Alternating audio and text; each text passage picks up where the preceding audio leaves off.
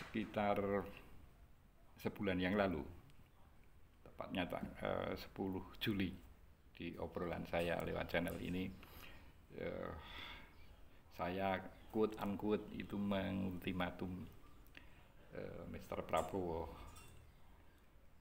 yaitu terkait dengan salah satu sosok kontroversial yang justru menjadi komisaris, yang saat itu saya mengatakan dengan yang bersangkutan dengan pungah menantang mantan Danjen Kopassus juga, Jenderal Purnawan Sunarko ya. Pada waktu itu kegemasan saya terhadap Mr. Prabowo, saya anggap seolah-olah Mr. Prabowo ini lamban menangani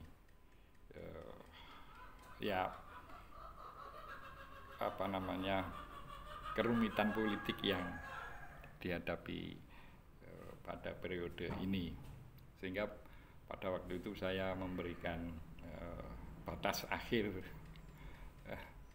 respek saya kepada Mr. Prabowo itu di pertengahan periode ini, berarti 2,5 tahun, berarti ya masih kurang 1,5 tahun lagi ya. Tetapi nampaknya kekecewaan saya pada waktu itu yang ingin segera Mr. Prabowo berbuat sesuatu terkait dengan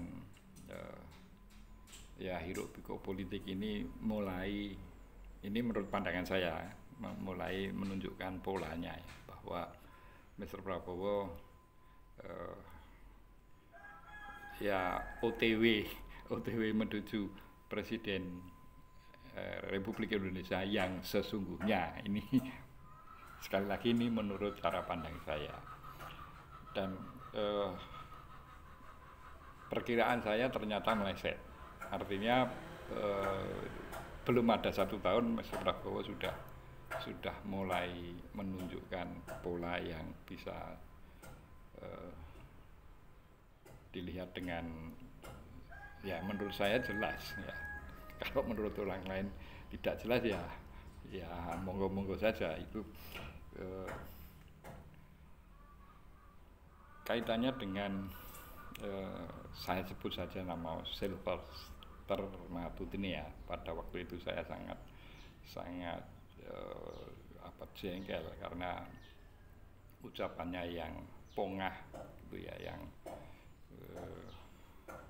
kok sepertinya Mr. Prabowo tidak risih dengan situasi seperti itu. Ternyata ya dugaan saya salah. Mr. Prabowo, meskipun dugaan saya salah, saya kan tetap menyelipkan satu peluang untuk menduga bahwa it's a part of Mr. Prabowo's strategy ya. Dan ternyata yang itu yang benar, artinya dugaan tipis itu yang kemudian yang benar. Kegemasan saya ini yang ternyata meleset, yang biasa-biasa saja, enggak masalah ya. Artinya justru pada waktu itu saya menutup obrolan dengan harapan bahwa saya berharap justru Mr. Prabowo bisa melakukannya dengan lebih cepat, tidak sampai batas pertengahan periode itu polanya sudah kelihatan jelas. Nah, alhamdulillah ini menjelang belum ada 1 tahun pola itu sudah saya lihat arahnya seperti apa gitu ya. Sekali lagi orang boleh tidak sependapat dengan cara pandang saya. Bahkan saya sampai pada satu pendapat pribadi saya, oke lah, saya membeli semacam toleransi ya, karena kan saya basisnya tidak kemana-mana, basisnya ya yang diucapkan oleh Mr. Prabowo sendiri, ya. Ingin mati di atas kebenaran, membela rakyat dan orang miskin. Nah, untuk ini saya anggap sebagai dua klaster gitu ya, want to die atau truth. Yang satunya membela rakyat dan orang miskin. Nah, untuk yang klaster ingin mati di atas kebenaran, saya menilai Mr. Prabowo sudah merintis itu ya, sudah merintis itu. Sehingga saya kalau itu dikaitkan dengan kepentingan pribadi, oke lah, nanti untuk yang membela rakyat dan orang miskin, terutama orang miskin ya, kalau membela rakyat itu luas, artinya ya membela dalam hal penegakan hukum, kemudian demokratisasi. Tapi kalau spesifik orang miskin ini kaitannya dengan ya nasib orang miskin, ya. Kenapa itu saya beri toleransi untuk ya sebenarnya tidak mengabaikan, tapi skala prioritasnya masih di persoalan hukum dan politik ya. Oke lah, ini karena itu menyangkut kepentingan pribadi gitu ya. Karena saya termasuk klaster yang kedua dari ucapan Mr. Prabowo. Maka yang penting klaster yang pertama ini beres dulu ya, beres dulu. Sehingga saya mungkin juga orang-orang yang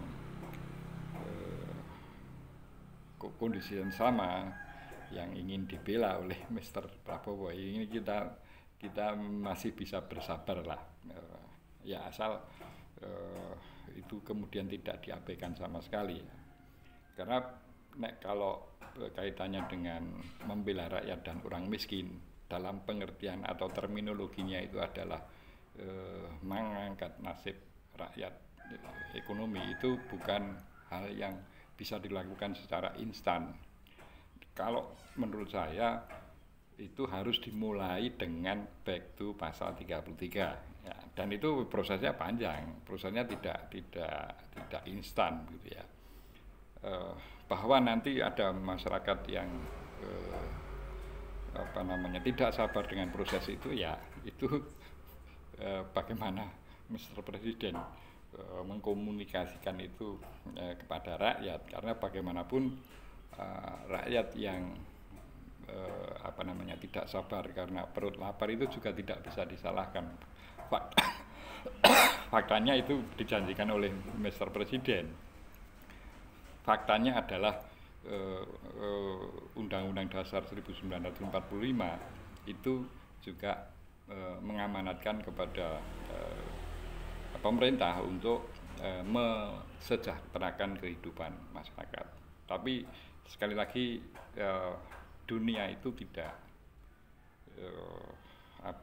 ideal, apalagi warisan yang diterima Mr. Prabowo itu begitu belibet dari sisi politik. Maka ya oke lah, minimal saya itu masih bersabar untuk seandainya urusan yang terkait dengan golongan masyarakat seperti saya itu masih menunggu penataan politik hukum ini beres dulu.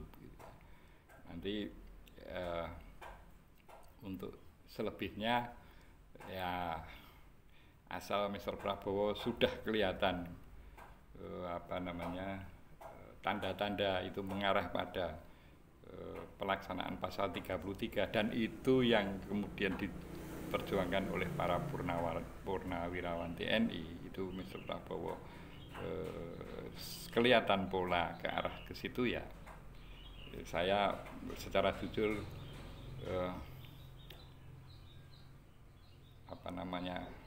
respect saya meningkat kepada Mr. Prabowo. Salam konstitusi.